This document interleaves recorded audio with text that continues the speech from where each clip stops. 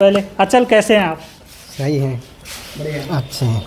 आपने तो पूरे ज़िले में नाम रोशन कर दिया है, क्या कहेंगे? बस पढ़ाई करते रहे हो गया अपने आप।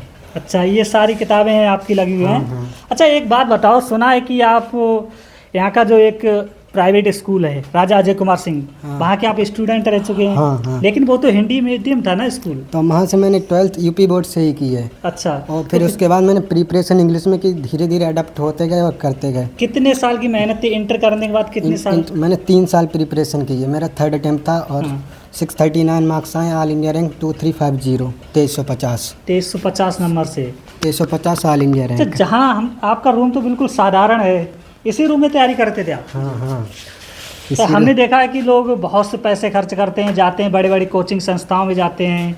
आपने इस रूम में रहकर आपको नहीं लगा कि हमें भी जाना चाहिए? नहीं, हम यहीं करते रहे। यहीं पे पढ़ते रहे? हाँ। अच्छा, क्लास कैसे क्या चलती थी, कैसे तैयारियां करते थे आप? हम ऑनलाइन क्लास लेते थे, ऑनलाइन फिजिक्स वाला से पढ़ाई की मैंने। हाँ। 3 साल कम्प्लीटली ऑनलाइन से ही की, कहीं बाहर नहीं गए, सिर्फ टेस्ट वगैरह देने जाते थे। हाँ। 70 किलोमीटर दूर, कहाँ? शाहजहाँपुर, फरुखाबाद। अच्छा, तो यानी कि एक हिंदी मीडियम से इंग्लिश मीडियम में, यानी इंग्लिश की तैयारी की और उसके बाद ज़िले में टॉप कर लिया। चलो आ रहे हैं। ये सफ़र कैसा गुजरा? लग रहा था कि हाँ हो जाएगा? मतलब बहुत सारे अप्स एंड डाउन आए, लेकिन हाँ। करते गए और हो ये गया। कितना अटेम्प्ट था, कौन सा 3rd अटेम्प्ट था। थर्ड। तभी ये भी बहुत बड़ी बात है कि जहाँ हिंदी मीडियम से निकल के डायरेक्ट इंग्लिश मीडियम की तैयारी करके और उसके बाद नीट जैसे एग्ज़ाम में जिला में पहला नंबर हासिल करना एक बहुत बड़ी बात है, वो भी इस छोटे से एक रूम में रह कर के ये तैयारी करना। इतने सारे टेस्ट दिए। ये सारे टेस्ट की कॉपी हैं आप? हाँ, ये सारे टेस्ट हैं। अच्छा। कम से कम 100 से ज़्यादा होंगे। ये बहुत सारे ऑनलाइन है, इसीलिए ज़्यादा नहीं दिख रहा है। अच्छा, कोचिंग क्यों नहीं ली किसी से? पहली बार इसलिए कोचिंग नहीं ली थी कि ऑफलाइन जाना पड़ेगा, वहाँ इन्वायरमेंट सही नहीं होता है, इसीलिए नहीं ली मैंने। कैसा इन्वायरमेंट कैसा नहीं सही होता? मतलब वहाँ प्रॉब्लम वगैरह होती है खाने पाने की और रहने की। हाँ। और मैं इतना बाहर कभी गया नहीं था, तो पहली बार इसीलिए ऑनलाइन की। फिर ऑनलाइन ही अच्छा लगने लगा, फिर ऑनलाइन ही पढ़ाई की मैंने। अच्छा। हाँ। तो घर पे रहकर जितना भी किया सब घर पे रह के किया है? हाँ।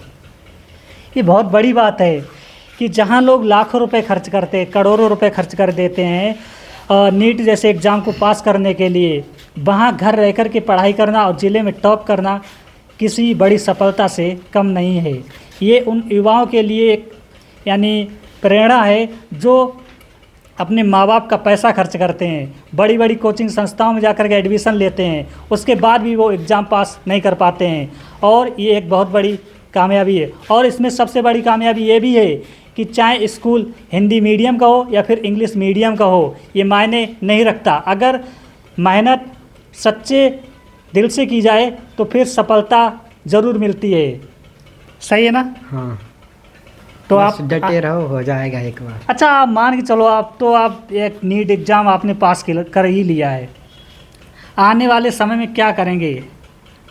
डॉक्टर तो बनेंगे। हाँ। डॉक्टर करने के बाद क्या जनसेवा में जाएंगे या फिर क्या करेंगे? मतलब सर्विस करेंगे, लोगों की हेल्प करेंगे। हाँ। और क्या। ऐसा तो नहीं करेंगे जैसे कि आज के जो डॉक्टर्स होते हैं, बन जाते हैं बड़े बड़े डॉक्टर, उसके बाद मोटी फीस लेते हैं। नहीं। आप तो ग्रामीण इलाके से आते हैं, आपको पता है दुख दर्द कैसा है। नहीं, हम नहीं ऐसा कभी करेंगे। कभी नहीं करेंगे ना?